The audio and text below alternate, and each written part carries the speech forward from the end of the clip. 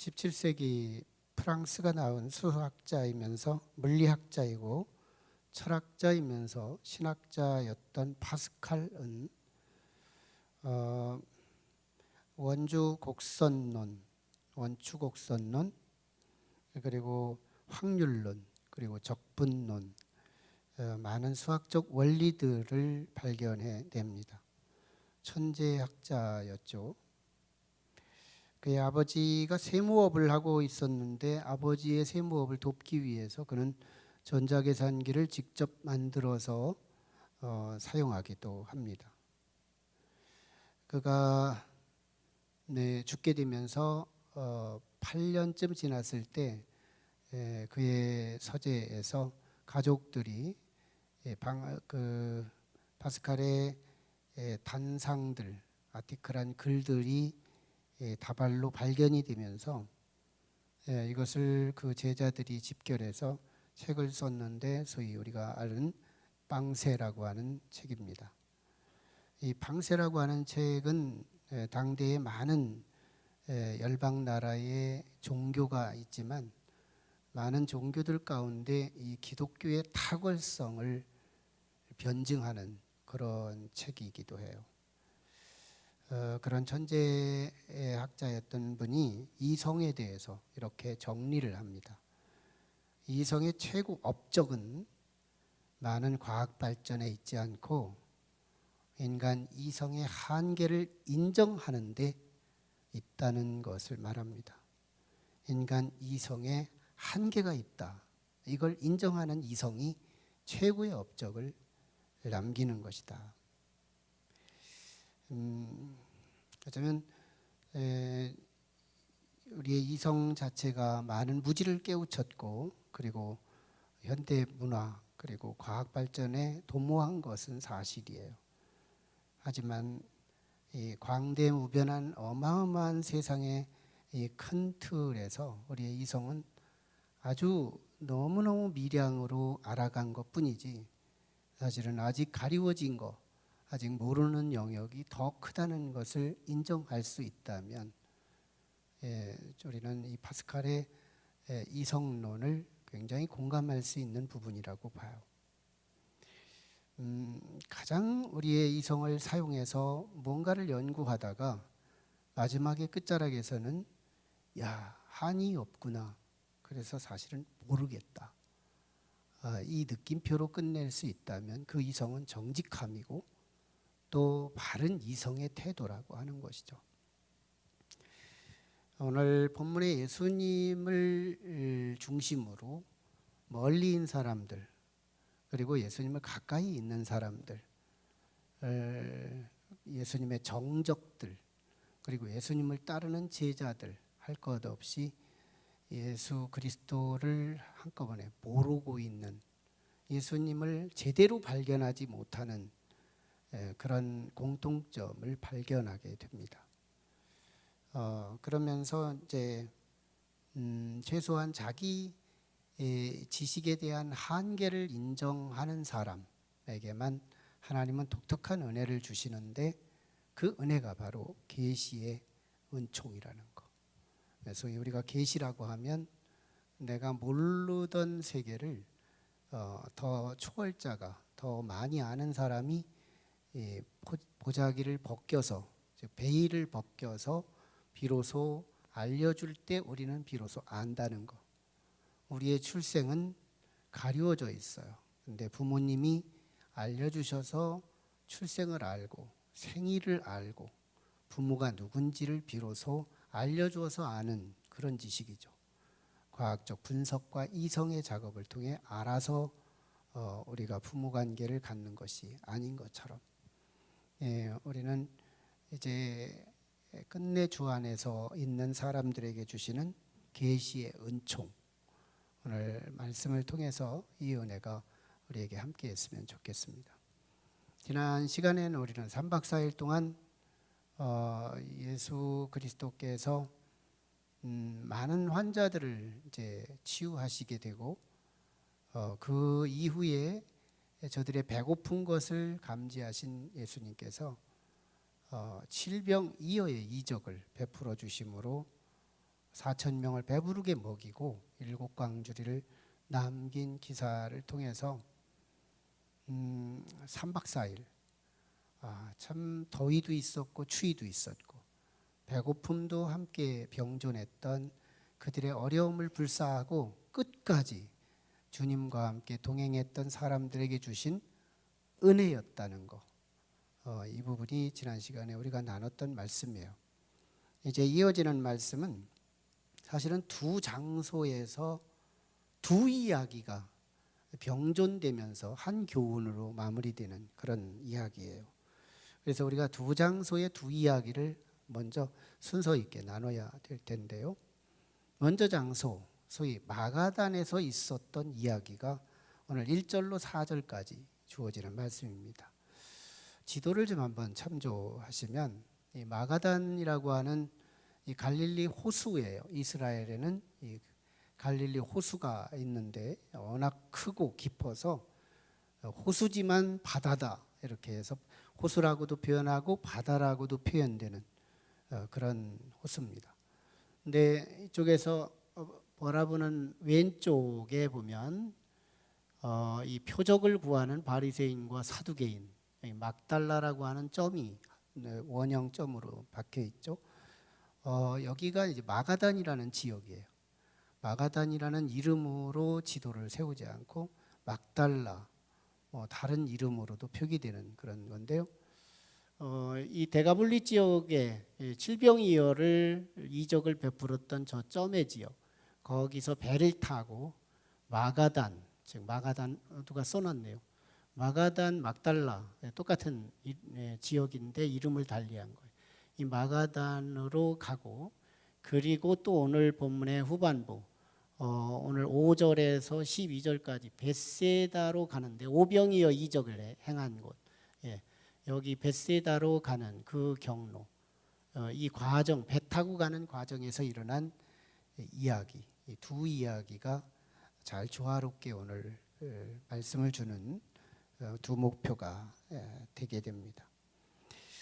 먼저 이 마가단에서 있었던 이야기부터 다뤄야 되는데요. 칠병이어를 대가볼리 지역에서 행하셨던 예수께서 이제 이적을 마치고 배를 타고 갈릴리 중서 지역인 마가단으로 가게 됩니다. 그때 예루살렘에서 예수님이 온다는 소문을 듣고 바리새인과 사두개인, 그동안에는 바리새인과 서기관들이 같이 동행했는데 오늘 본문은 바리새인과 사두개인들이 함께 예수 그리스도를 찾아와서 이 표적을 구하는 그런 내용이에요.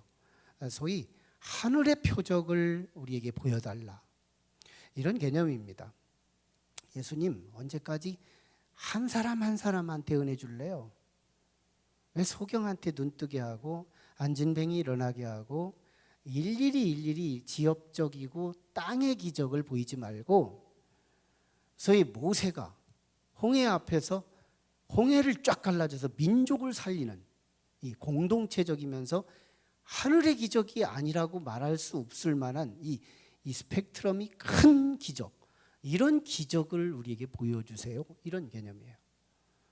광야에서는 하루아침에 새벽에 만나가 땅에 전체가 떨어져서 온 민족이 먹고도 배부른 그런 큰 기적, 그리고 여호수아가 해 각도를 10도 뒤로 물러가게 했던 그런 역사, 이런 적어도 하늘의 이적 같은 그 기적을 우리에게 보여주세요.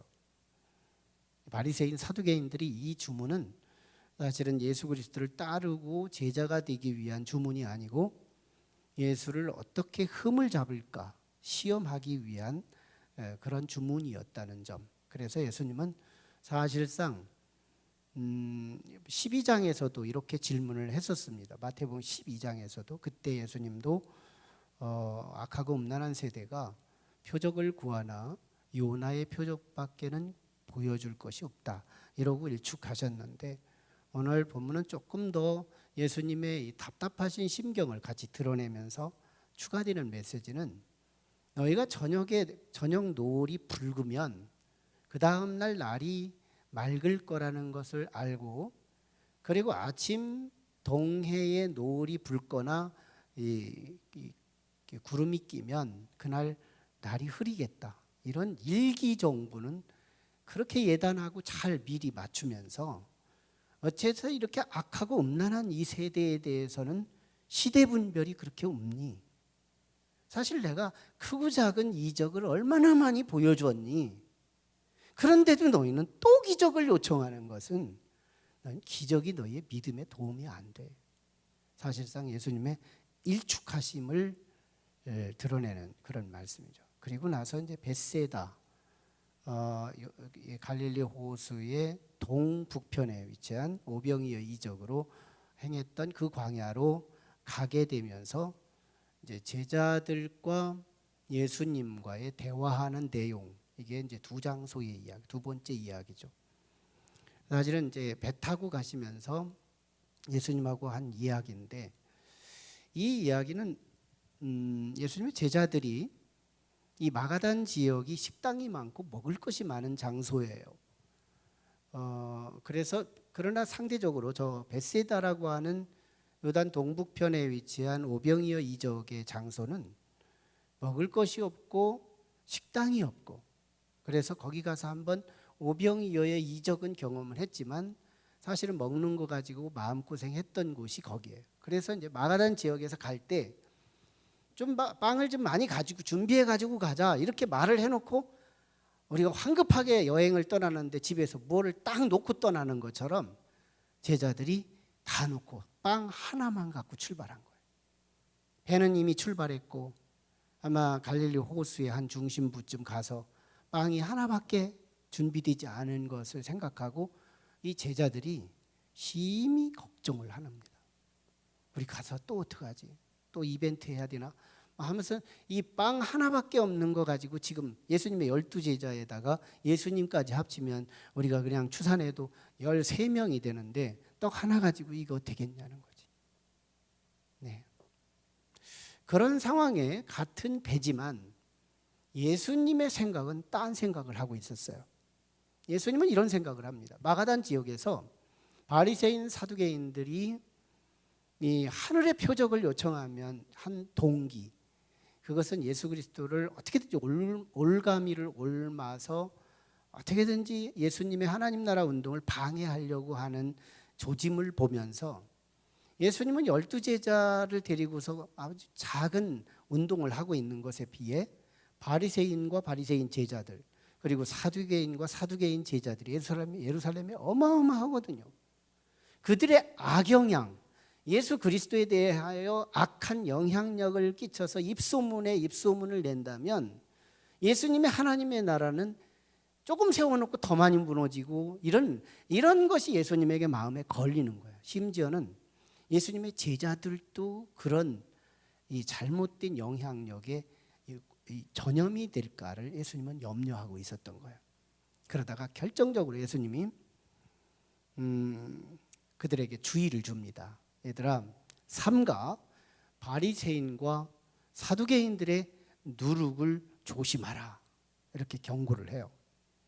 그랬더니 제자들이 이 바리새인과 사두개인이라는 말은 안 들리고요, 누룩이라는 거 하나만 들리면서 잠시 전에 떡 하나밖에 안 가지고 출발했다는 자기들의 이 준비되지 못한 이 상황을 가지고 예수님의 말씀을 듣는데, 이스라엘의 떡이라는 것이 누룩이 붙은 떡, 일반적인 때 먹는 떡은 누룩 붙은 떡이 대다수거든요.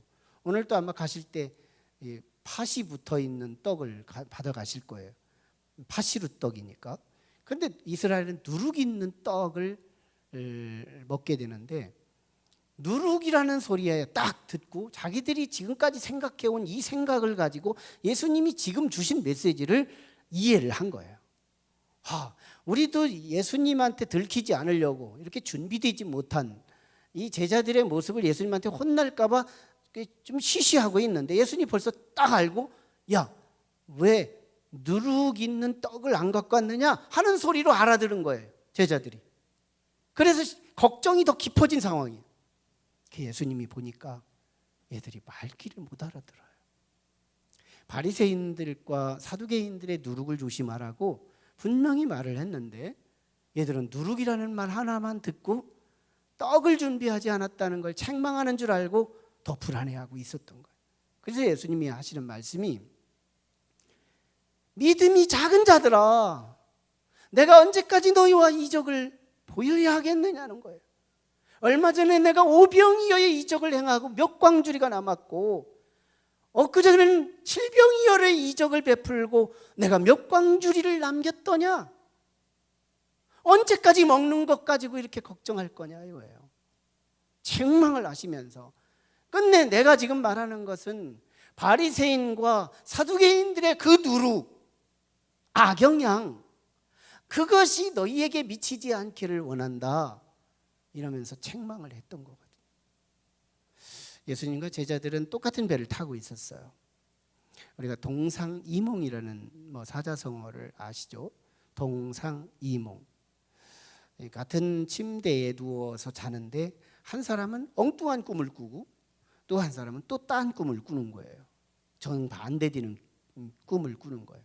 이걸 문자적으로 동상이몽인데 서로 간에 부부가 코드가 안 맞는 사람들 또는 같은 동역을 하는데 서로 간에 이해득실이 다른 사람들, 이게 불협화음하는 사람들의 관계를 이 동상이몽의 관계로 소개되죠. 예수님을 따르는 제자들이 사실은 같은 배를 타고 있으면서 예수님은 다른 생각을 하고 있고 제자들은 엉뚱한 생각을 또 하고 있는 거예요. 한 주부가요, 세미나를 들으면서 참 재밌는 퀴즈 하나를 들었대요. 여러분, 너무너무 추운 바다를 뭐라고 합니까? 나중에 이제 강사가 대답하기를 썰렁해져. 사람들이 살짝 웃었어요. 그리고 나서 두 번째 퀴즈는 바다가 뜨거우면 무슨 바다일까요? 사랑해. 사랑은 뜨거운 열을 동반하니까요. 근데 이 주부가 야, 참 이거 재밌기도 하면서 의미도 있다. 그래가지고 자기 남편에게 한 번은 묻고 싶었어요. 그래서 퇴근하는 남편에게 묻습니다. 여보, 차가운 바다는 뭐예요? 썰렁해지? 남편이 이걸 단박에 맞추는데 너무너무 신이 나는 거예요. 그럼 다음 답은 자기가 듣고 싶었던 말을 지금 듣고 싶은 거예요. 그래서 그러면 뜨거운 바다도 알겠네. 그랬더니 남편이요, 알지? 열바다. 참 사실은 몰라서 이 퀴즈를 잘못 맞춘 개념이 아니고 아내는 남편을 좀 사랑했고 남편은 아내에 대해서 늘 이렇게 답답해하고 그런 모습이 사실은 이 질문의 대답과 함께 우연의 하나로 겹쳐졌다는 얘기거든요. 똑같은 부부지만 동상이몽 같은 부부들이 있죠. 참 이게 한 가정에서 한 가족들이 말이 같고 생각이 같고 또 이 뜻이 같을 수 있다는 건 참 이보다 더 큰 축복이 어디 있어요. 어쨌든 예수님의 제자들과 예수님 이렇게 동상이몽 같은 배를 타고 벳사이다로 갑니다. 그때 예수님이 이제 주의를 줬던 거죠. 사실은 제자들은 엉뚱한 생각을 했지만 예수님은 이런 의미였어요. 바리새인과 사두개인, 참 이들은 서로 간에 정적들이었어요. 바리새인들은 보수적이었고요. 그리고 성경 5경, 모세 5경을 믿었고 예언서까지 믿어서 구약 성경을 막 외우다시피 그 정도로 성경에 대해서 자존감이 높은 사람들, 그리고 성경 해석을 문자적으로 해석하려고 보수적인 입장을 취합니다. 그리고 부활에 대한, 천사에 대한 믿음을 갖고 있어요. 근데 결정적으로 약한 게 뭐냐면 형식주의 신앙이에요. 신앙에 핵이 없어. 신앙에 중심이 없어요. 여러분 참 우린 고무풍선은요 불어놨을 때 볼륨감이 있어요. 컬러도 있어요. 아름답기도 해요. 근데 2, 3일만 내버려두면 고무풍선은 쭈글쭈글해져요. 핵이 없는 것들의 종말이에요. 축구공 이리 튀고 저리 튀고 그라운드를 날아다녀가면서 참 비상하는 축구공이지만 그거 내버려두면 또 쭈글쭈글해져요. 아무것도 아니에요. 핵이 없는 것의 운명이 그래요. 모든 하나님이 창조하신 세계를 보면요, 씨가 있어요. 핵이 있어요. 하나님의 사람과 비하나님의 사람의 차이가 어딘지 알아요? 비하나님의 사람들은 고문풍선 같아요. 중심이 비었어요. 축구공 같아요. 건물도 새 집을 아무리 지어놔도요, 거기에 건물에 핵인 사람이 안 살면 와해 무너지는 속도가 사람이 살고 있는 집보다 훨씬 더 빠르게 진행된다는 거예요. 이건 경험적으로 우리는 검증되는 부분이라고 믿고 있을 거예요. 핵이 중요한 거예요. 하나님이 만드신 세상은 다 핵이 있어요. 우리는 수십억 개의 세포를 갖고 있지만 세포 안에는 핵이 있어요. 여기에 DNA를 포함해요. 여기에 엄청난 미래의 소망이 들어있어요. 오늘만 살고 말지 않아요. 내일을 번식해요. 내일은 2개 되고 내일 모레는 4개 되고 8개 되고 16개 되고 배가 번식적 내일의 미래의 풍부한 미래를 약속해요. 핵이 있다는 거예요. 예, 바리새인들요, 핵이 없어요. 형식주의. 사두개인들은 어때요? 얘는 진보주의예요. 하나님 똑같이 믿습니다. 너무너무 진보해서 자기중심적으로 성경을 해석해요. 그래서 부활은 어떤 추상적인 의미지 문자적인 의미 아니야 하면서 부활도 믿지 않아요. 천사, 그건 상징적인 것이지 실존이 아니야 하고 천사의 실존도 믿지 않아요. 그러면서 현실적으로 정치하는 사람들에게 조찬 기도회를 하면서 거기에 줄 서서 자기 아들들 취직시켜요. 그래서 취업하고 세상적으로 번성하고, 그래서 건강하면 하나님 복 받았다고 말하고, 돈 많이 벌면 하나님이 임재했다고 말하고, 명예가 높아지고 세상에서 뭔가의 영향력을 끼치는 뭐가 되면 축복받았다고 말해요. 이게 사두개인들의 신앙이에요. 뭐라 그래요? 세속주의 신앙. 이걸 또 다른 말로 말하면 기복주의 신앙. 기복주의 신앙. 하나님을 이용해 먹는 신앙. 타락한 신앙이죠. 이 두 신앙이요, 이 사두개인과 바리새인들은 서로 경론해요. 서로 싸워요. 저놈 나쁜 놈들, 저놈 나쁜 놈들. 서로 싸우다가 예수님을 중심으로 야합합니다. 똘똘 뭉쳐요. 예수부터 먼저 죽이고 그리고 니들은 나하고 또 싸우자, 이런 개념인 거예요. 그래서 예수님에게 찾아온 거예요. 올감이 오라서.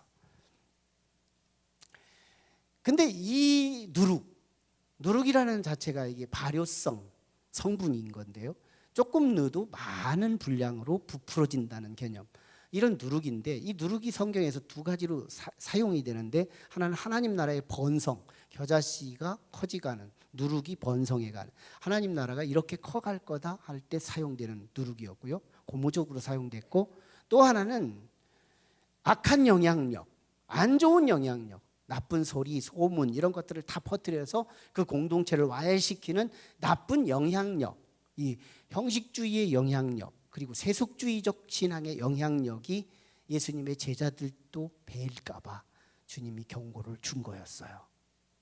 못 알아들어. 그래서 주님이요, 오늘 8절부터 11절까지 계속해서 가르쳐 줍니다. 5병이요 7병이요 내가 언제까지 이거 가르쳐야 하니? 너희는 내가 이 빵 한 조각, 내가 누군지 아니? 빵을 계속 공급해 줄 수 있는 공급자. 빵 하나 없고 있고가 중요한 게 아니고 빵을 만들어내는, 그리고 빵을 계속해서 공급해 주는 이 공급자인 나를 왜 몰라보느냐는 거예요.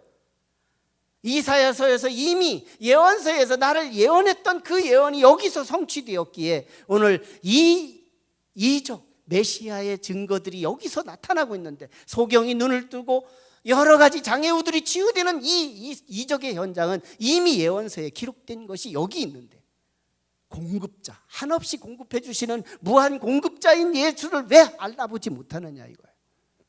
그래서 결국 제자들은 이것을 깨닫게 됩니다. 그것이 12절이에요. 그제서야 마지막 조사에 보면 깨달았다는 말씀을 합니다. 깨달아요. 이쯤에서 우리는 이 두 부류의 아주 흥미로운 비교를 볼 수 있는데요, 공통적인 비교가 있어요. 공통점, 두 부류의 공통점.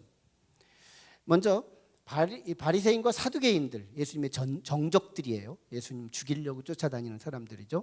이 정적들과 예수님의 제자들, 예수님에게 가까이 따르고 순종하는 사람들입니다.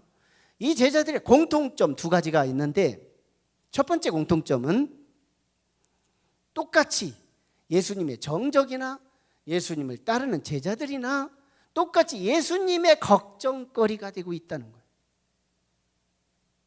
바리새인들, 서기관들은 예수님의 하나님 나라를 와해시킬 수 있는 부분에서 예수님의 염려의 대상이 됐고, 예수님의 제자들은 오병이의 이적, 칠병이의 이적까지 보여주었는데도 공급자 예수를 아직도 발견 못하고 있고, 그러면서 여전히 먹는 거 하나 가지고만 걱정하고 있는, 먹는 거 하나만, 먹거리만 자꾸 노래하고 있는 이 제자들이 언제까지, 저놈은 믿음이 언제 클까 걱정거리가 되고 있다는 거예요. 예수님 밖에 있는 사람들도 예수님의 근심거리요, 예수 안에 있는 사람들도 예수님의 근심거리. 우리식으로 말하면 교회를 다니는 사람들도 예수님의 걱정거리가 되고 있고, 교회 밖에 있는 사람들도 예수님의 걱정거리가 되더라는 거예요. 저 언제 구원받나? 구원받았다고 하는 저 사람들이 예수님하고 우리의 생각과 예수님의 생각이 동상이몽인 거예요. 생각이 벌써 달라요. 멀리 있는 자나 가까이 있는 자나, 주 밖에 있는 자나 주 안에 있는 자나 예수님의 걱정거리는 동일하다는 거예요.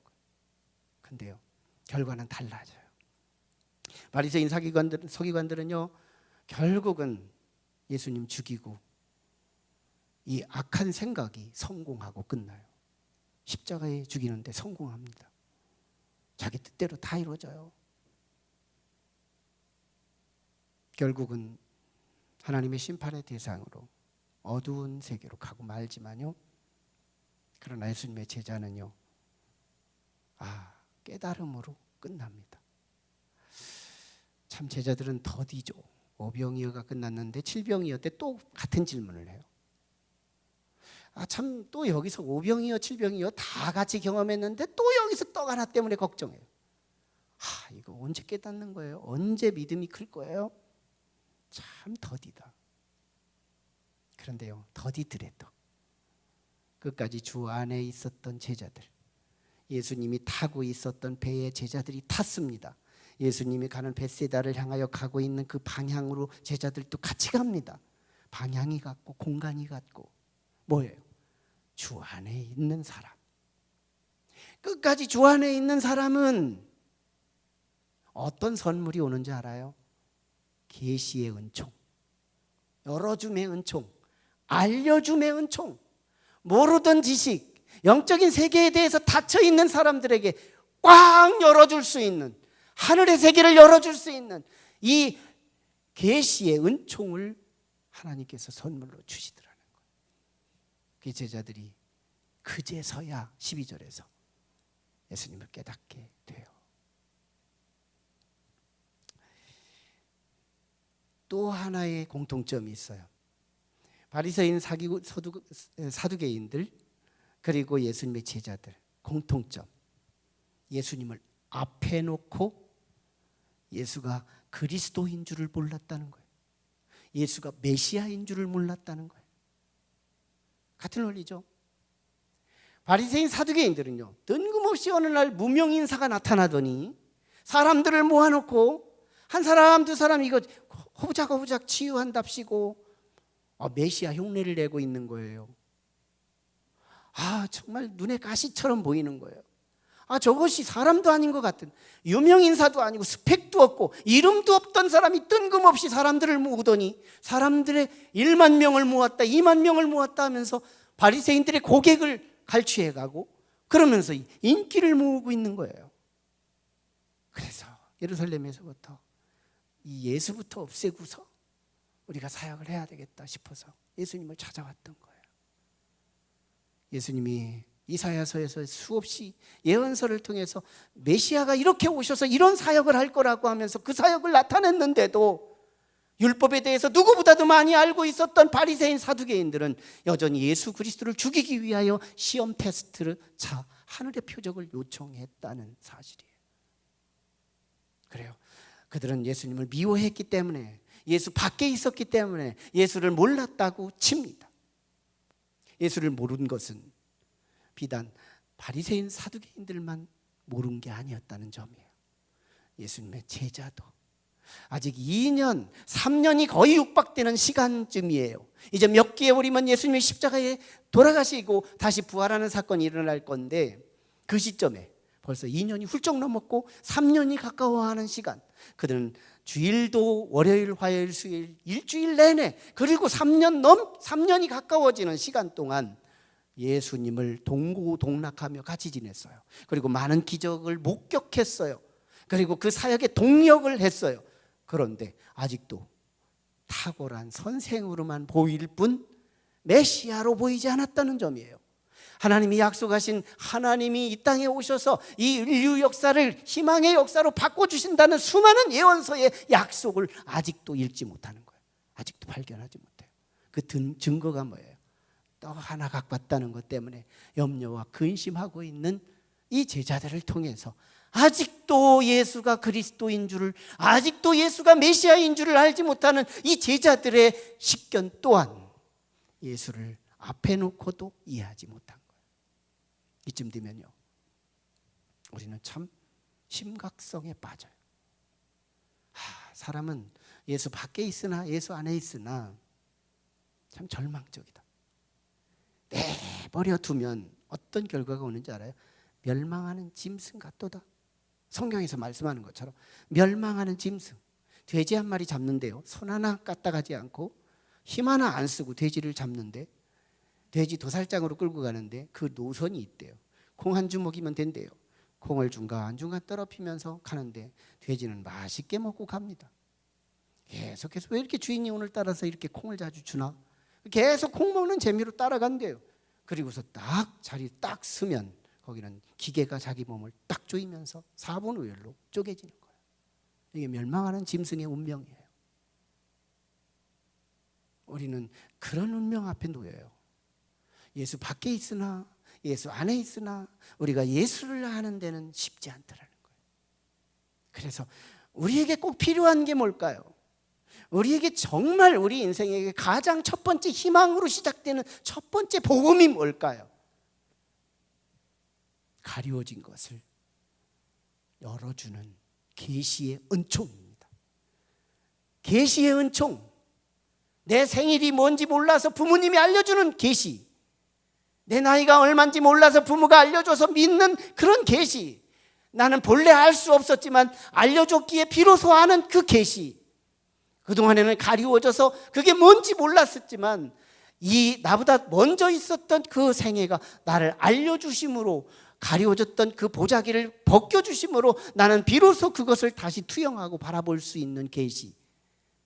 하나님이 이 땅에 예수 그리스도로 이 땅에 오셨지만 그분이 나를 구원하기 위해 오신 예수라고 하는 사실을 하나님이 열어서 보여주지 않으면 우리는 믿을 수 없더라는 거예요.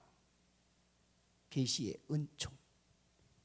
이 계시의 은총은요, 어떤 사람에게 주는지 알아요?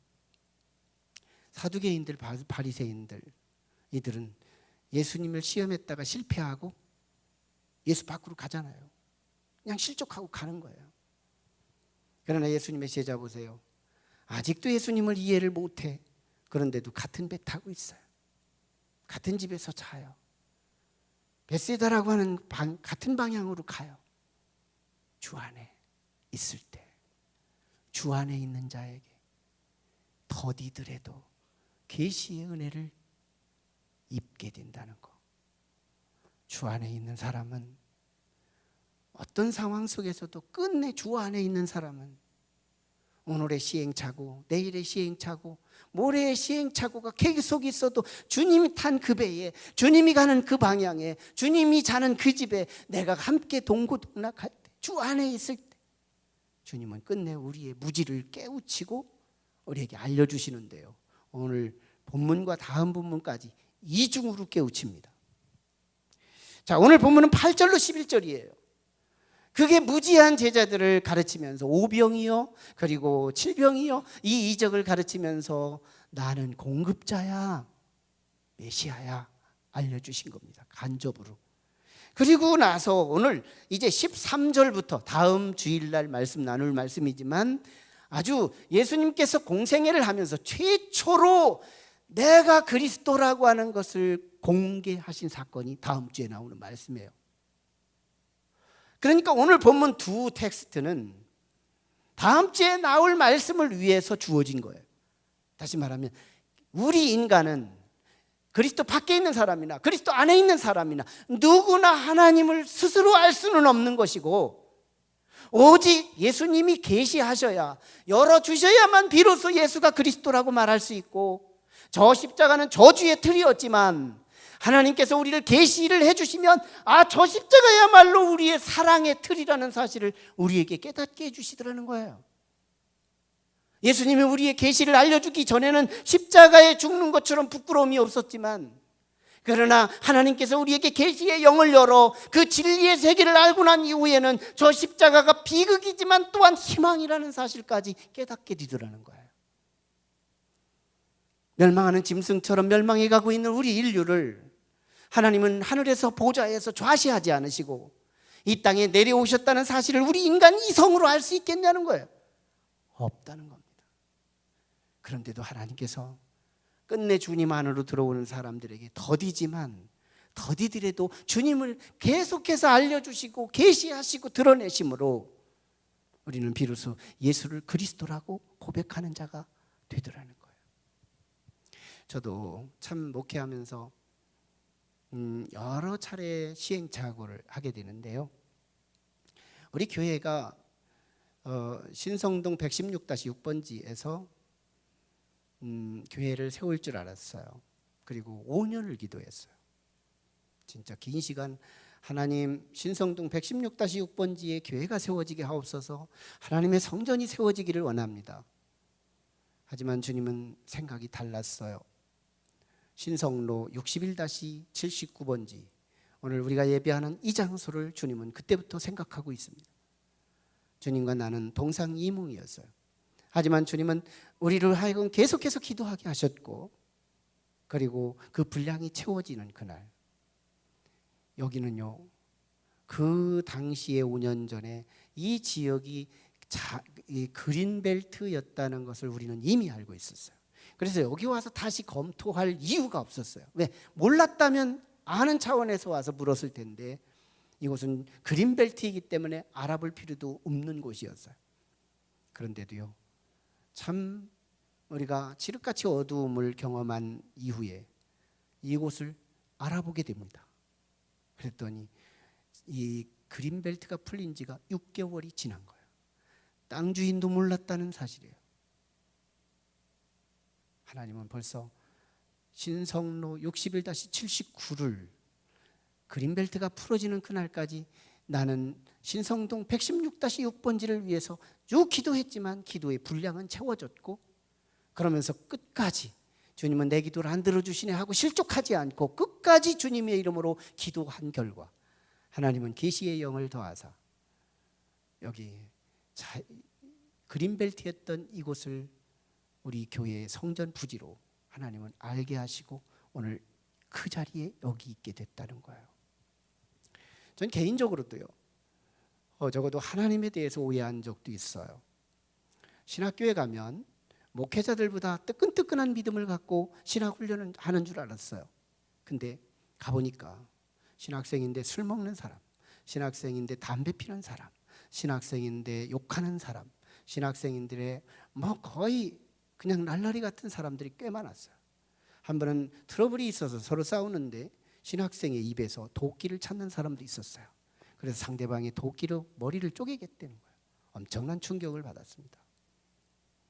그때 당시 저는 뿔트만 신학의 현대 신학을 접하고 있었고 참 믿음이 하향없이 하향되고 있는 시점이었어요. 더군다나 물질도 넉넉하지 않은 상황에 다음 학기가 어떻게 될지 예측이 불안한 상황이었어요. 그런 상황에서 제게 찾아온 결단은 내가 세상으로 가야 하겠다. 늦깎이 신학을 했기 때문에 직업을 가지고 있다가 다시 이곳으로 왔던 것이기 때문에 다시 직장을 가지고 사회생활을 하는 것이 낫다는 생각을 한 거예요. 그래서 누나네 집에 가서 용돈 받아가지고 다음 직업을 알기 위해 갑니다. 누나는 그동안에 방목하던 염소 30마리를 방목하다가 밤에 되면 저녁이 되면 우리에다가 몰아 넣는 일을 하는데 그때 저를 일을 시켜요. 조카하고 막대기 하나씩 들고 산에 가서 몰아서 우리에다 집어넣는데 밤나무 이파리가 수북이 쌓여 있는 그곳에 살짝 발을 짚고 지나가는데 밤가시에 팍 찔리는 거예요. 따끔해요. 그런데도 이상하게 불길해요. 막대를 가지고 있던 막대기로 이 나뭇잎을 헤쳐보니까 그 안에 정말 독이 오른, 늦가을이었으니까 독이 노랗게 오른 독사가 똥아리를 들고 있었어요. 물렸구나. 비상 처리하고 병원에 가는데 여러분 참 그렇게 많은 차들이 지나가고 오가는데도 내가 탈 차가 없다는 거. 그리고 참 그냥 정규적으로 가는 차들도 없다는 거. 시간이 계속 지나가면 근육에 물렸기 때문에 이제는 계속해서 팽창해 가고 부어오르는 이 몸에서 나는 죽음밖에는 보이지 않았어요. 그때 저는 정말 목 놓아서 큰 소리로 하나님 앞에 회개합니다. 주여, 무조건 주의 길을 가겠습니다. 살려만 주신다면. 제 눈물의 기도는 곧바로 응답됐고 합승 택시가 저를 세워주면서 병원에 가서 4군데를 구멍을 뚫는데 구멍을 뚫으면 생사를 구멍 뚫으면 얼마나 아파요? 근데 아픔보다는 팽창했던 이 피부에 피가 솟아나오는 이것이 얼마나 시원함을 느끼는지 그 이후로 이 중화제를 맞고 이렇게 회복이 되면서 한 달 동안을 기도합니다. 기도한 결과 하나님께서 제게 주신 주도적인 생각으로 주신 응답이에요. 종현아, 하나님이 나는 온상에서 훌륭한 사람들끼리 모아놓고 훈련한 사람들을 쓰는 하나님이 아니고 세상과 별반 다르지 않고 정말 하나님이 없는 사람들 틈바기 속에서 정말 악한 사람들, 양심도 없는 사람들 틈바기 속에 거기에 심어놓고 끝내 주님 안에 있는 그 사람들, 끝내 주님 바라보는 사람들, 끝내 거기서도 주님을 찾을 수 있는 사람, 천에 하나 백에 하나 만에 하나 그 사람 하나가 있으면 나는 그 사람 쓴다.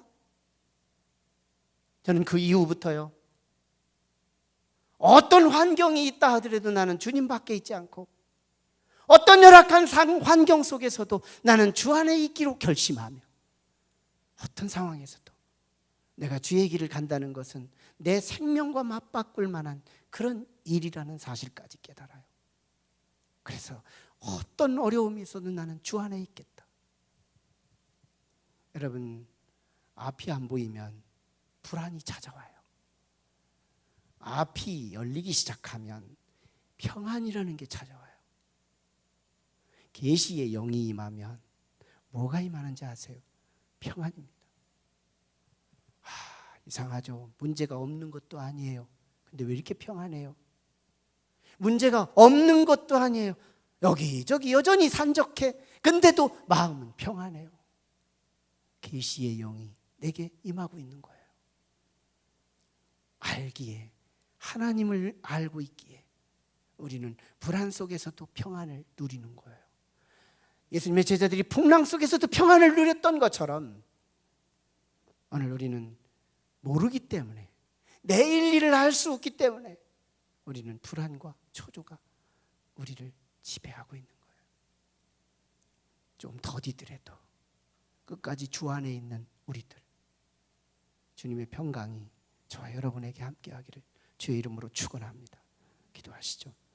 예수를 알아보지 못한 두 부류, 계시의 필요성 앞에 있는 우리 인생, 하나님 끝까지 주 안에 있는 사람에게는 더디더라도 제자들은 예수를 알아봤습니다. 사두개인 바리새인들은 예수님을 떠났기에, 주 밖에 있었기에 끝내 예수님으로부터 계시의 영을 받지 못함으로 멸망하는 짐승의 삶을 살고 맙니다. 하나님, 오늘 우리에게 주신 이 진리가 나의 것이 되기를 원합니다. 예수를 알아볼 수 있도록 언제나 주 안에 있게 하여 주옵소서. 주님이 내게 계시의 영을 주시면 내 가슴에 평안이 찾아올 겁니다. 우리 성도들에게 평안을 주시옵소서. 오늘 우리 예배한 모든 심령들에게, 유튜브로 예배한 모든 심령들에게 평안의 선물, 마음의 평안, 하나님 이 평안을 저들 모두에게 허락하여 주시옵소서. 함께 말씀 붙들고 기도합니다. 거룩하신 아버지 은혜 감사해요. 오늘 이 시간 우리에게 주신 하나님의 말씀이 우리에게 평강의 평강을 누릴 수 있도록 하나님 허락하여 주시기 원합니다. 예수님을 알지 못하니 떡 하나밖에 없기에 그들은 근심과 걱정이 지배합니다. 어두움이 지배합니다.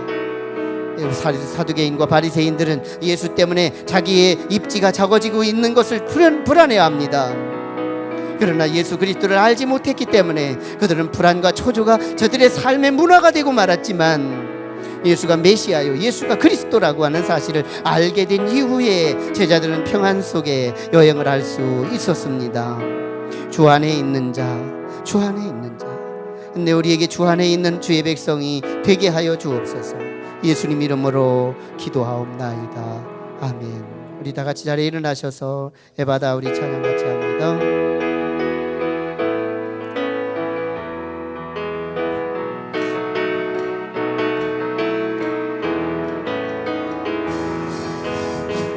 어두워진 세상 길을 주님 없이 걸어가다 나의 영혼 어두워졌네. 어느 것이 길인지 어느 것이 길인지 어느 것이 진리인지 아무것도 알 수 없었네. 주님 없이 살아가는 모든 삶 실패와 좌절뿐이네. 사랑하는 나의 주님, 사랑하는 나의 주님, 영혼 눈을 보게 하소서. 열려라 바다 열려라. 아멘. 눈을 보게 하소서. 죄악으로 어두워진 나의 영혼을 나의 눈을 보게 하소서.